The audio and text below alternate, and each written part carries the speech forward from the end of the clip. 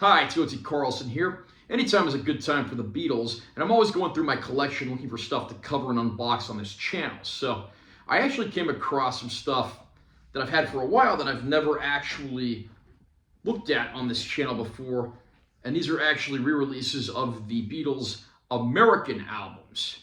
We're looking at the Capitol Albums Volume 1 and the Capitol Albums Volume 2. Now, one of these is in shelf-friendly packaging. One's in a long box. I don't know if both of them were released as long boxes or both of them were released as shelf-friendly packaging. I just happen to have these two releases, so that's what I'm going to be unboxing today. So we'll start out with Volume 1. Nice close-up there. These came out in 2004 and 2006, respectively. So they've been on the market for about 20 years now. And this comes out of this slip cover here. And we have something inside that's like, folding packaging. And then on the inside we have pictures of the 4 albums and a track list.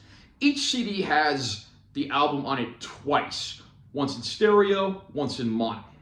And on this side here we actually have a booklet. As usual, I'm not going to go through every single page of the book, but you have some nice information, essays, quotes, photos in here. So I'm glad to see that some effort certainly went into these.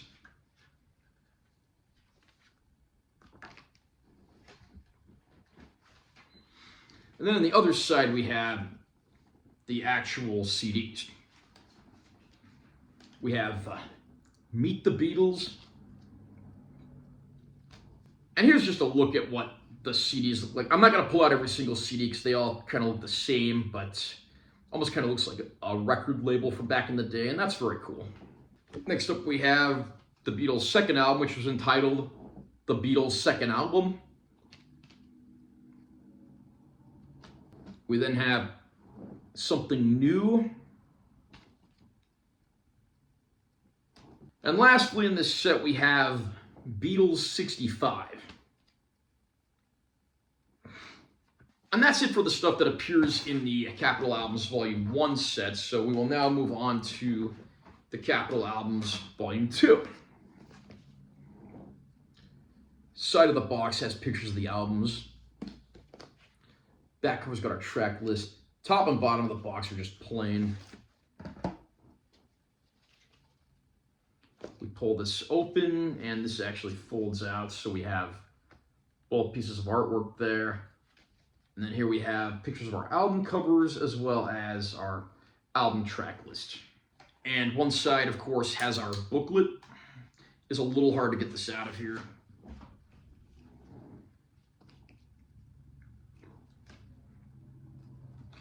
Similar to Volume 1, we've got some nice quotes, essays, photographs, information from this era of the band.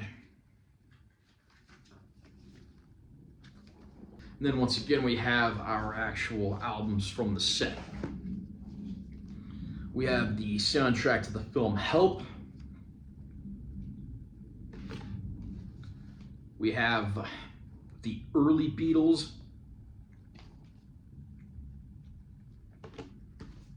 We have Beatles 6.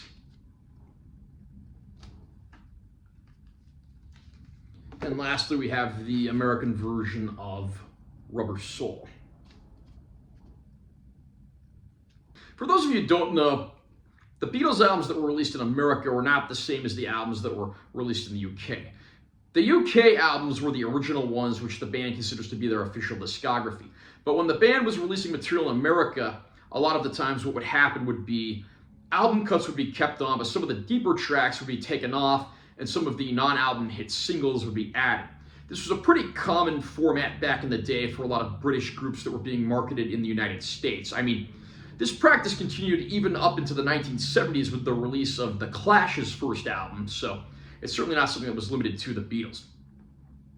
And some album tracks, of course, were even moved around between releases. Like the American release of Rubber Soul lacks some of the deeper cuts, but it actually adds on some of the more acoustic, folksy tracks from the Help album. And these are the albums that American fans who were growing up back in the day grew up with, so a lot of those fans certainly have a soft spot for these releases. And it's also worth noting there's actually some differences in these recordings. They are the same recordings, but these were actually remixed so that they have more reverb to them, so there certainly is a different sound compared to the original UK recordings. And there's even some tracks where there's certain elements that are different from the original UK releases. For example, the song I'll Cry Instead, the American version, actually has an extra verse. The American version of I'm Looking Through You has some false starts at the beginning that aren't on the original UK release.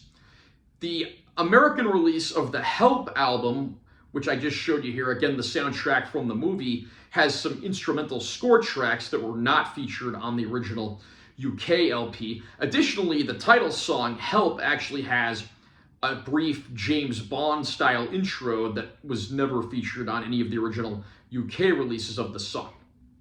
And likewise, the song Thank You Girl even has some additional harmonica parts that were not featured in the original UK version. Interestingly, in the original UK version, those little segments of the song feel kind of plain and naked, but these harmonica riffs actually add a little extra life to those portions of the song. So it's not just a matter of these are the same songs, same versions, repackaged in a different package with different running order and different songs on different releases. I mean, they sound different, and again, they were organized quite differently for the American fans back in the day. Nowadays, we actually do have the UK discography on CD, and the band considers that to be official, with the exception of Magical Mystery Tour, where they consider the American album the official one because it had tracks that weren't on the original UK one. But these are certainly a nice little relic and a nice flashback to the past. If you can get your hands on this release, it's certainly worth getting your hands on. There was a later box set released of the American albums, but it actually used a lot of the UK mixes, which sort of defeated the purpose of the release. Although some of the differences I did mention before actually do remain intact. I recall watching a YouTube video from a guy a few years back where he unboxed that set and talked a little bit about those sorts of things. So if I ever get my hands on that box, I'll certainly post my own comments and review for that. As is, if you are someone who's getting into the Beatles, I would personally recommend getting the original UK albums. But if you are a diehard Beatlemaniac or you're someone who actually grew up on the American albums, these releases are certainly worth adding to your collection if you can find them for a decent price. How about you? Do you prefer the American Beatles albums or the original UK versions? Have you picked up either of these Capitol Recordings box sets yet?